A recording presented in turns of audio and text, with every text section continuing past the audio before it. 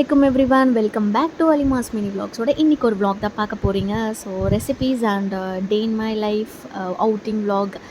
So எல்லாமே இதில் share பண்ணியிருக்கேன். ஸோ வீடியோவை ஸ்கிப் பண்ணாமல் ஃபுல்லாக பாருங்கள். பிடிச்சிருந்தா லைக் பண்ணுங்கள்.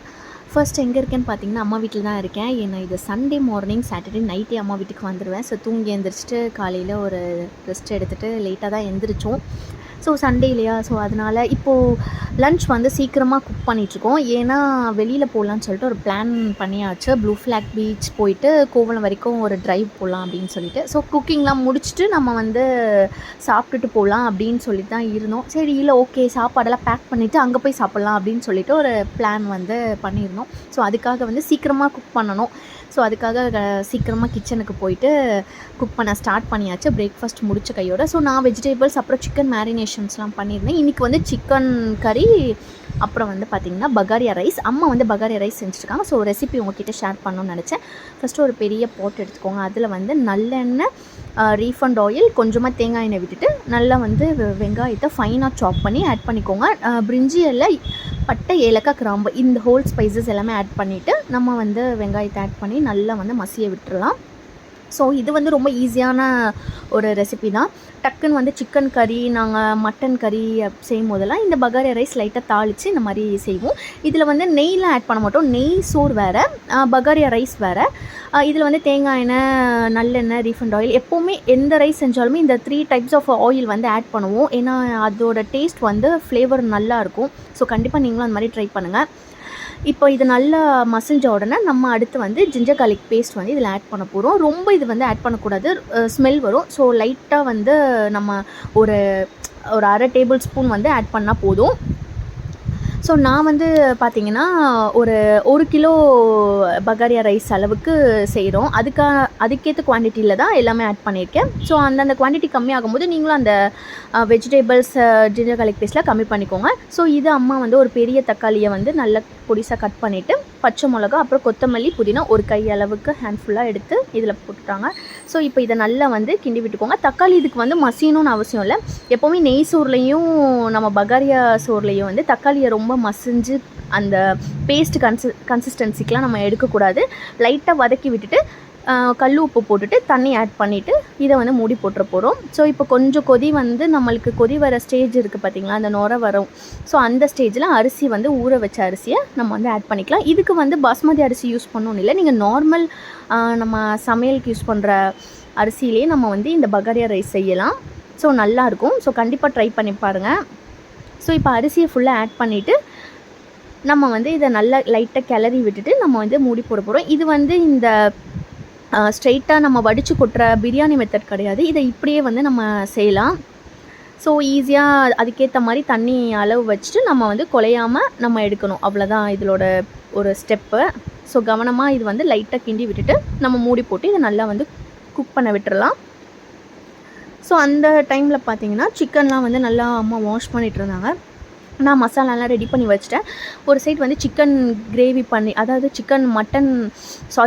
சிக்கன் குழம்பு ரெடி பண்ணிவிட்டு இன்னொரு சைடு வந்து சிக்கன் 65 பண்ணிக்கலாம் அப்படின்னு சொல்லிட்டு தான் பிளான் பண்ணியிருந்தோம். ஸோ நான் வந்து வெஜிடபிள்ஸ் மசாலாஸ்லாம் பண்ணனால இந்த மற்ற அம்மா வந்து ஈஸியாக செஞ்சுருவாங்க. ஸோ அதுக்கான ப்ரிப்ரேஷன்ஸ் தான் அம்மா பண்ணிகிட்டு இருந்தாங்க. ஏற்கனவே என்னோடய வீடியோவில் வந்து நான் மட்டன் கறி செஞ்சுருந்தேன். சேம் மெத்தட் தான். சிக்கனால் நம்ம வந்து சில கேர்ட்லாம் ஆட் பண்ணுவோம், மட்டனுக்குலாம் கேர்ட்லாம் ஆட் பண்ண மாட்டோம். ஸோ அம்மா வந்து இந்த அரைச்சி ஊற்றுவோம் இல்லையா கடைசியாக பேஸ்ட்டு, அதுதான் வந்து இப்போ ரெடி பண்ணிகிட்ருக்காங்க. தேங்காய், கசகசா, கொஞ்சமாக முந்திரி, இது வந்து ஹோம்மேட் கறி மசாலா தூள் எல்லாமே ஆட் பண்ணிவிட்டு அதை பேஸ்ட்டாக எடுத்துக்க போகிறாங்க. ஸோ அதுதான் வந்து சிக்கன் குழம்போட மெயினான ஒரு ரெசிபி. நான் வந்து சிக்கன்லாம் மேரினேட் பண்ணிவிட்டு கொஞ்சம் 10 to 15 மினிட்ஸ் வந்து நான் அப்படியே ஃப்ரிட்ஜில் வச்சுட்டேன். ஸோ அப்போ தான் நம்மளுக்கு நல்ல உப்பு அந்த மசாலாஸ்லாம் இறங்கி நம்ம ஃப்ரை பண்ணும்போது ரொம்ப சூப்பராக இருக்கும். நம்ம மேரினேஷன் பண்ணி வைக்கும்போது சிக்கனுமே நல்லா சாஃப்ட் ஆகும். ஸோ அதுக்காக தான் நம்ம சீக்கிரமாக மேரினேஷன் பண்ணி வச்சுறது. ரொம்ப அந்த டேஸ்ட்டும் சிக்கனோட ஜூஸினஸும் நம்மளுக்கு கிடைக்கும். ஸோ இன்னொரு சைட் பார்த்திங்கன்னா அம்மா வந்து சிக்கன் குழம்பு தான் வந்து ரெடி பண்ணிகிட்ருக்காங்க. ஸோ சிக்கன் ஆனம் செய்கிறதுக்கு எல்லா மசாலாஸையும் ஆட் பண்ணிவிட்டு குக்கர்லேயே வந்து இதை சீக்கிரமாக தாளித்து விட்டாச்சு. ஸோ குக்கர்லேயே பண்ணும்போது நம்மளுக்கு இன்னும் வந்து டேஸ்ட், ஆக்சுவலாக நம்ம எந்த ஒரு டிஷ்ஷுமே குக்கரில் பண்ணும்போது இன்னும் கொஞ்சம் டேஸ்ட் இருக்கும். ஸோ இப்போ இதில் மட்டும் லைட்டாக வந்து ஒரு 2 டேபிள் ஸ்பூன் கர்டு வந்து ஆட் பண்ணியிருக்காங்க. சிக்கனால் மட்டன் செய்யும்போது நாங்கள் வந்து கர்ட்லாம் ஆட் பண்ண மாட்டோம். ஸோ இதை நல்லா வந்து கிளறி விட்டுட்டு நம்ம அரைச்சி வச்சுருந்தோம் இல்லையா பேஸ்ட், அதையுமே இதில் வந்து நல்லா போட்டுட்டு ஃபுல்லாக வந்து மூடி போட்டு நம்ம ஒரு த்ரீ விசில்ஸ் இருந்தால் போதும். சிக்கன் தான், அதனால் நம்மளுக்கு 4 விசில்ஸ்லாம் போக தேவையில்லை. 3 விசில்ஸில் வந்து வச்சு எடுத்து குக் பண்ணிடலாம். ஸோ மீன்வைல் பார்த்திங்கன்னா நம்மளோட அந்த பகாரியா ரைஸ் வந்து ஆல்மோஸ்ட் குக் ஆகிடுச்சு.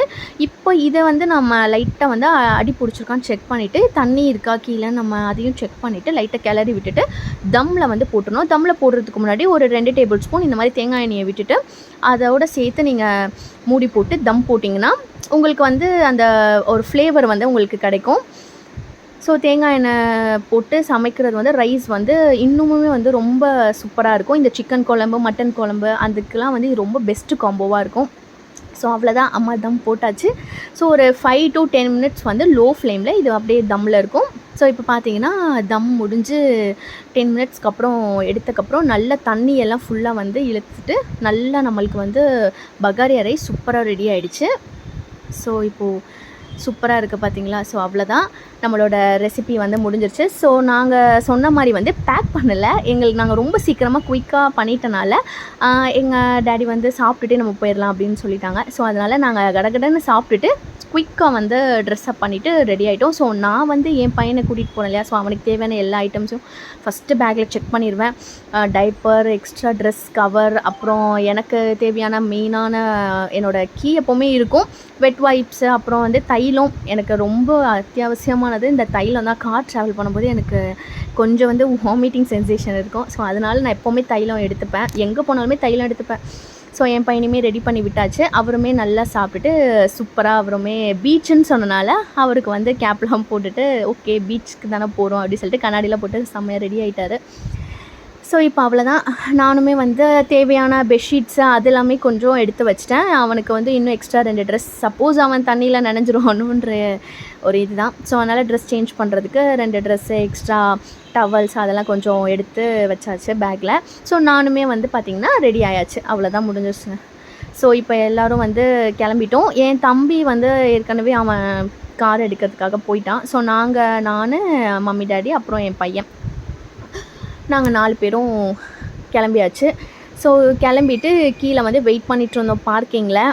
ஸோ அவருக்குமே ரொம்ப வந்து என் பையனுக்கு தான் ரொம்ப குஷி. ஏன்னா ரொம்ப நாளாக 10 டேஸாக 15 டேஸாக அவனுக்கு ஹாலிடேஸில் பிளான் பண்ணது வெளியில் போகணுன்னு. ஸோ ஃபைனலி இப்போ தான் வந்து வெளியில் அந்த ஹாலிடேயை வந்து இப்போ தான் என்ஜாய் பண்ணியிருக்கோம். ஸோ நடுவில் வந்து நாங்கள் கிளம்பிட்டோம். ஸோ கிளம்புனதுக்கப்புறம் பார்த்திங்கன்னா எனக்குமே அந்த ஒரு காரில் போனாலே ஒரு மாதிரி இருக்கும். ஸோ நடுவில் வந்து கருப்பட்டி ஷாப்பில் ஸ்டாப் பண்ணிவிட்டு ஒரு காஃபி, டீ, லைட்டாக ஸ்நாக்ஸ்லாம் வந்து சாப்பிட்டுட்டு கொஞ்சமாக ஸ்நாக்ஸும் வாங்கிட்டு அங்கேருந்து நம்ம ஸ்ட்ரெயிட்டாக கோவளம் போயிடலாம் அப்படின்னு சொல்லிட்டு போயிட்டுருந்தோம். ஸோ போகும்போது செம்மையாக வெயில், அந்த கார்லேயே வந்து உட்கார முடியல. அவனுக்குமே வந்து நான் ஃப்ரண்ட்டில் தான் எப்போவுமே உட்காருவேன், எனக்கு பேக் சீட்டில் உட்காந்தா ரொம்ப வாமிட் வர மாதிரி ஆகி ரொம்ப மோசமாகிடும்.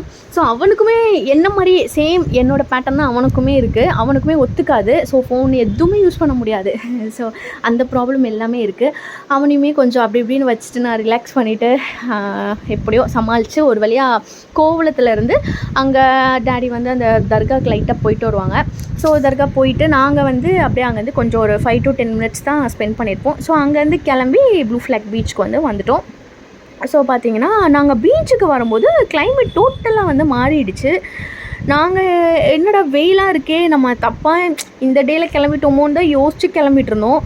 ஆனால் இப்போது பீச்சுக்கு வந்து இறங்கினோடனே ரொம்ப கிளைமேட் மாதிரி மழை வர அளவுக்கு ஆகிடுச்சு. ஒரு பக்கம் மழை வந்துட போகுது, பீச்சுக்கு வந்து வர முடியாமல், அப்புறம் இவ்வளோ தூரம் வந்துட்டு நம்மளால் ஸ்பெண்ட் பண்ண முடியாமல் போயிட போகுது அப்படின்னு சொல்லிட்டு அது வேறு யோசிச்சுட்டு இருந்தேன். பட் ஆனால் மழைலாம் வரல. ஸோ பீச்சுக்கும் வந்தாச்சு. பார்க் பண்ணிவிட்டு அங்கே வந்து போயிட்டு ஃபஸ்ட்டு லைட்டாக என் பையன் வந்து அந்த இடத்துல கொஞ்சம் இந்த டாய்ஸ் அந்த செக்ஷன்ஸ்லாம் இருந்துச்சு, ப்ளே ஏரியா. ஸோ அங்கே கொஞ்சம் அவர் விளையாடிட்டு இருந்தார். விளையாடி முடிச்சுட்டு அதுக்கப்புறம் உள்ளே வந்து நாங்கள் பீச்சுக்குள்ளே போயிட்டோம். ஸோ அவ்வளோதாங்க, அவர் டாய்ஸ்லாம் வேறு எடுத்துகிட்டு வந்தார். நான் பீச் டாய்ஸ்லாம் எடுத்துகிட்டு வந்து விளையாடுவேன் அப்படின்னு சொல்லிட்டு. ஸோ அங்கே வரும்போது ஒரு டாய்ஸு வாங்கிட்டு கையில் அதையும் வாங்கிட்டு ஸோ பீச் டாய்ஸ்லாம் எடுத்துகிட்டு வந்து நாங்கள் கொண்டு வந்த அந்த ஸ்நாக்ஸ் லைட்டாக சாப்பிட்டுட்டு அந்த கிளைமேட்டுக்கும் அதுக்கும் அவ்வளோ சூப்பராக இருந்துச்சு. தண்ணிக்கெலாம் போக முடியல, ஏன்னா நான் மோஸ்ட்லி புர்க்காலாம் போட்டிருக்கனால ரேராக தான் போவேன். இருந்தாலுமே அந்த கிளைமேட்னால அப்படியே கொஞ்ச நேரம் ஒரு 1 ஹவர் கிட்ட அப்படியே உட்காந்துட்டோம். ரொம்ப சூப்பரா இருந்துச்சு அந்த கிளைமேட்டை. எக்ஸ்பெக்ட் பண்ணவே இல்லை இந்த மாதிரி மாறும்னு. ஸோ இருக்க இருக்க பார்த்திங்கன்னா இதுவாகலை, மழையும் பெய்யல, பட் கிளைமேட்டுமே வந்து அப்படியே மழை வர மாதிரி அந்த ஸ்டேஜில் தான் இருந்துச்சு. உங்களுக்கு வீடியோவில் பார்த்தாலே தெரியும், சுத்தமாக அந்த வெளிச்சமே போயிடுச்சு. டைம் வந்து ஆனால் ரொம்ப தெரியல, ஒரு 7:30 மாதிரி எங்களுக்கு வந்து இருந்துச்சு. பட் ஆனால் பார்த்தா ஒரு 6 அந்த மாதிரி ஒரு இதில் தான் இருந்துச்சு. 6க்கே இப்போ பார்த்திங்கன்னா நம்ம ஊரில் அவ்வளோ வெயில் அடிக்குது இல்லையா. ஸோ அதோட நானுமே அப்படியே கிளிப்ஸ்லாம் அந்த சன் செட்லாம் சூப்பராக இருந்துச்சுன்னு கிளிப்ஸ்லாம் எடுத்துகிட்டு அதோடு அங்கேருந்து டின்னர் வந்து வெஜிடேரியன் போகலாம் அப்படின்னு சொல்லிட்டு பிளான் பண்ணிவிட்டு அங்கேருந்து கிளம்பிட்டோம். ஸோ எங்கே நாங்கள் பிளான் பண்ணியிருந்தோன்னா, ஸோ நான் அங்கேருந்து வரும்போது பிலால் அங்கே வந்து ஈசார் பிலால் ஒன்று இருக்கும் இல்லையா, ஸோ அதுக்கு ஆப்போசிட்டில் வந்து உப்ப விஹார் சொல்லிட்டு ஒரு புதுசாக வந்து இந்த ரெஸ்டாரண்ட் ஓப்பன் பண்ணியிருக்காங்க போல். நாங்கள் இப்போ தான் வந்து அதை நோட் பண்ணியிருந்தோம். சரி ஓகே, யூடியூப்ஸில் ரிவ்யூஸ்லாம் பார்த்துட்டு ஓகே என்னன்னு சொல்லி ட்ரை பண்ணி பார்க்கலாம். எப்போவுமே நான்வெஜ், மத்தியானமே நான்வெஜ் தான் சாப்பிட்டோம் இல்லையா, ஸோ அதனால் ஒரு வெஜிடேரியன் போயிட்டு வெஜ்ஜில் சாப்பிட்லான்னு சொல்லிட்டு தான் வந்தோம்.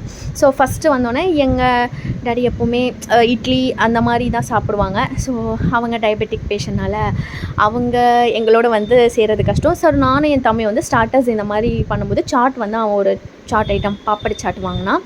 ஸோ அதுவுமே ஓகே. பட் இந்த பன்னீரை வந்து ஹாங்காங் பன்னீர் சொல்லி ஒரு டிஷ்ஷுங்க, ரொம்ப சூப்பராக இருந்துச்சு. கொஞ்சம் எக்ஸ்பென்சிவாக தான் இருக்குது, பட் இதோட டேஸ்ட் வந்து ஓகே, நம்ம கொடுக்கலாம் அப்படின்ற மாதிரி எனக்கு பர்சனலாக ஃபீல் ஆச்சு. மற்ற டிஷ்லாமே ஓகே தான். அம்மா வந்து சோளா பூரி ஆர்டர் பண்ணியிருந்தாங்க. அங்கே வந்து பார்த்திங்கன்னா தோசை தான் வந்து ஃபேமஸாக.